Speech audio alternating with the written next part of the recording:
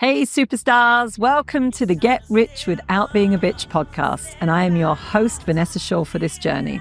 We're going to be challenging some stereotypes, shattering glass ceilings, really looking at what it takes to live richly and to design a business that's going to support the life that you really want to be living.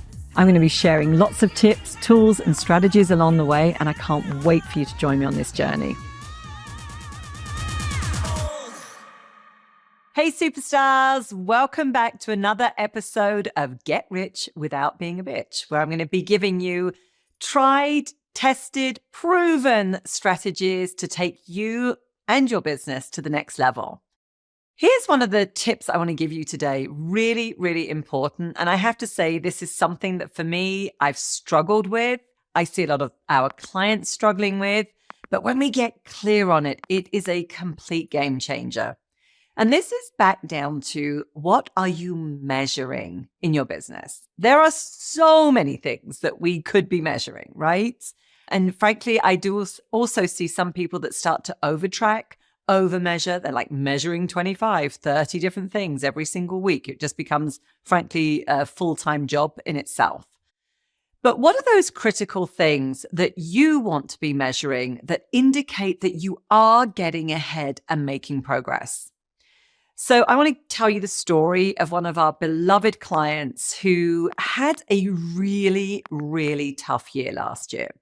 And again, she's not alone, right? Life is always going to happen as we're building and growing and scaling our business.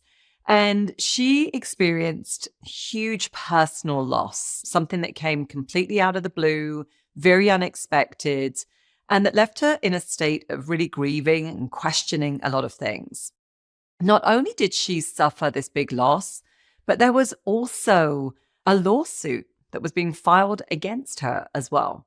And she thought that that was buried and that she wasn't going to have to deal with it. But all of a sudden, of course, as you know how these things work, the ugly head of it rose up again. And all of a sudden, she's facing a lawsuit. Now, she was very confident that she was on the right side of things and that she wasn't going to be in trouble. So it wasn't about that. But it was still about all of the energy that was going into grieving, taking care of things in her personal life, and then, right, this massive thing that's happening in the business. And one of the things that we do at the BGA is whenever we have coaching calls, I always start off with what are your wins? Because it's so important for us to be, frankly, taking the time to track those wins, whether they're personal, financial, they're in the business. I don't care how big or small it is. It doesn't matter. But we need to get in the habit, right, of tracking those wins. And this particular client, she was always like, oh my gosh, I feel like I'm listening to everybody else's wins. I don't have them. And I probably spent the best part of 6 months, really encouraging her to find those small wins. And frankly, the fact that she was even showing up amidst all of this other stuff that was going on around her. I was like, that in of itself is a huge win, and you've got to give yourself credit for it. Anyway, we get to the end of the year, and she is still holding on to this story of, I haven't been advancing. My revenues aren't where they need to be. I've had this tough year. And I said, listen, are you happy to can we unpack this and just start to see what's been really going on here? So acknowledging the difficult things that she had to go through. We started to build on what are the lessons as well that she's learned through that, right? Because I do believe that those challenges are often opportunities for growth.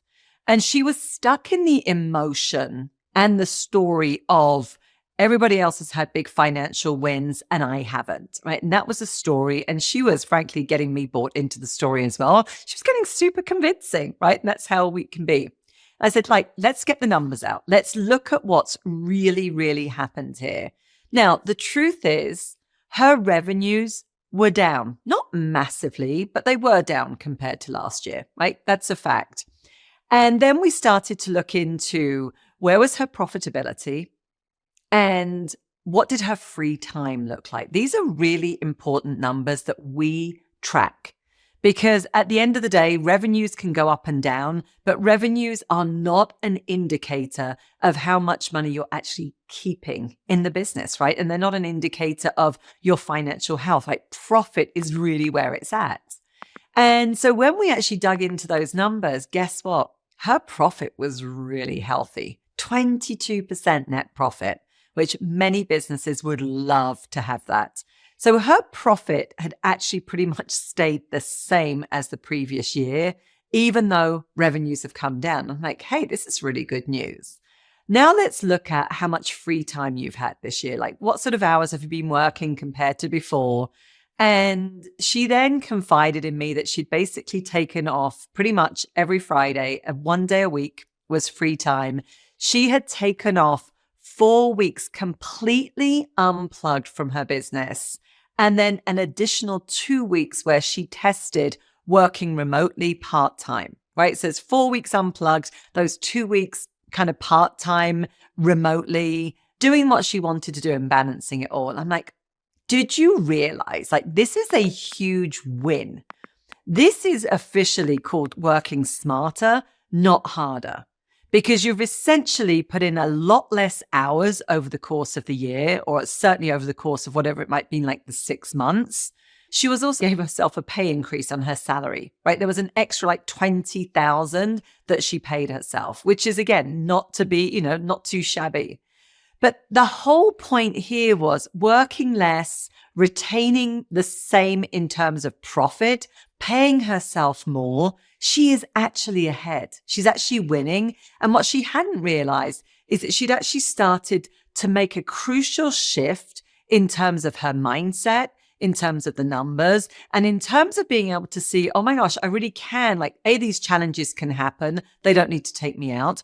I can work less hours and still achieve the numbers, right? And now she's really motivated to go, oh, wow, well, if I did all of that with these challenges, working 4 days a week, now what's possible for me, right? Now that I'm on the other side of that.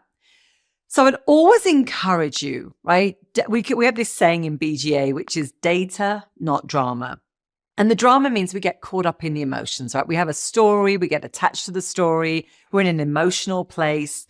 And sometimes those emotions are going to cloud what the data tells us. In fact, I wouldn't say sometimes, I would say many times.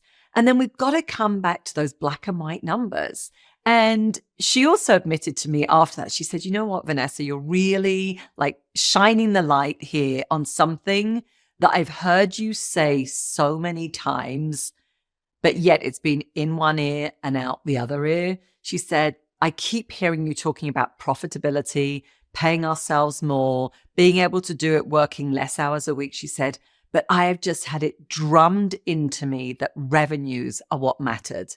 And every time you've said this, I've pretty much nodded my head and ignored you. And I'm like, hey, welcome to the club, right?